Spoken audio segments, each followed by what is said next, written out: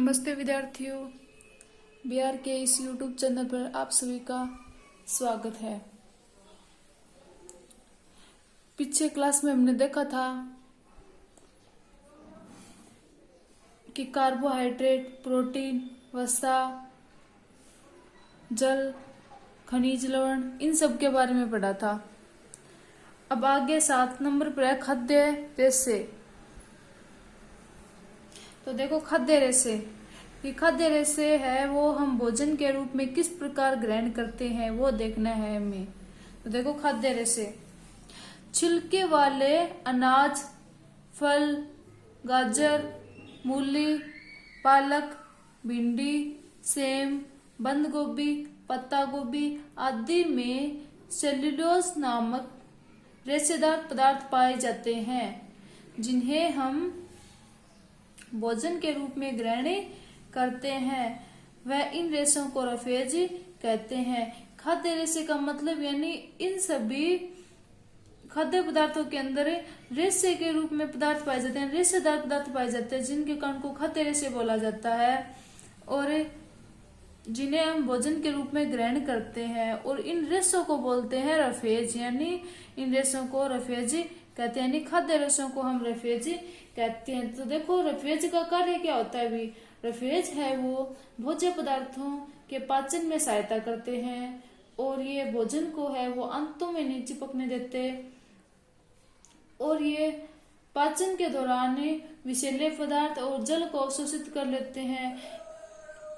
ये सभी कार्य रेशे करते हैं, यानी रफेज करते हैं या फिर खाद्य रेशे करते हैं।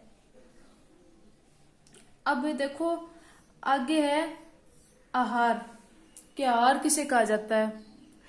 तो देखो सामान्य रूप में हम पूरे दिन में जो भी भोज्य पदार्थ ग्रहण करते हैं उसे आहार या फिर भोजन कहते हैं। यानी सामान्य रूप से यानी पूरे दिन भर में जो भी हम भोजन ग्रहण करते हैं उन्हें हम आहार या फिर भोजन कहते हैं। या फिर भोजन किसे कहते हैं, ये एक ही बात है कि पूरे दिन में हम जो भी भोजन ग्रहण करते हैं उसे हमें आहार या फिर भोजन कहते हैं। भाग्य संतुलित आहार। अब देखो संतुलित आहार तो हमने देख लिया, संतुलित आहार किसे कहा जाता है। तो वो देखो कि हमारे शरीर की नियमित वृद्धि, विकास और स्वस्थ रहने के लिए हमारे आहार में वे सभी अवयव एक निश्चित अनुपात एवं उचित मात्रा में होने आवश्यक है। इस प्रकार के आहार को संतुलित आहार कहते हैं। यानी हमारे शरीर के है वो नियमित वृद्धि, विकास और स्वस्थ रहने के लिए जो हमारे शरीर में या फिर जो हमें आहार के रूप में या फिर आहार में वे सभी अवयव जो निश्चित अनुपात में एक उचित मात्रा में है वो आवश्यक होते हैं, वो हमारे शरीर के लिए आवश्यक होते हैं या फिर हम जिनकी हमारे शरीर को आवश्यकता होती है। इस प्रकार के आहार को हम संतुलित आहार कहते हैं। यानी आहार तो उसको बोलते हैं जो पूरे दिन में जो सब कुछ ग्रहण किया जाता है उसको हम आहार कहते हैं, जबकि संतुलित आहार उसे कहा जाता है जो हमारे शरीर के नियमित वृद्धि भी करे, विकास करे, स्वस्थ रखे शरीर को, यानी उन सभी अवयवों के निश्चित अनुपात में हमारे शरीर को आवश्यकता होती है, जिन्हें हमें संतुलित आहार कहते हैं। अब देखो हमने आहार और संतुलित आहार के बारे में देख लिया। अब आगे है पोषक तत्वों की कमी से होने वाले अभावजन्य रोग, यानी पोषक तत्व हमने पीछे देख लिए। अब हमें देखना है कि पोषक तत्व की कमी से हमारे शरीर में कौन कौन से रोग होते हैं। तो देखो पहले देखो अभावजन्य रोग कहते किसे हैं।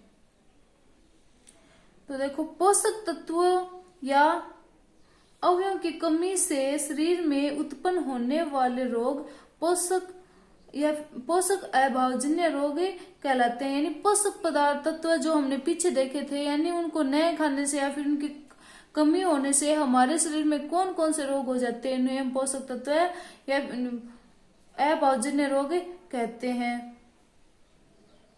संतुलित आहार के सेवन से इन रोगों से बचा जा सकता है। यानी संतुलित आहार का सेवन करने से हम इन अभावजन्य रोगों से बच सकते हैं। अगले वीडियो में हम देखेंगे कि अभावजन्य रोग यानी पोषक तत्वों की कमी से हमारे शरीर में कौन कौन से रोग होते हैं। ठीक है, तब तक आप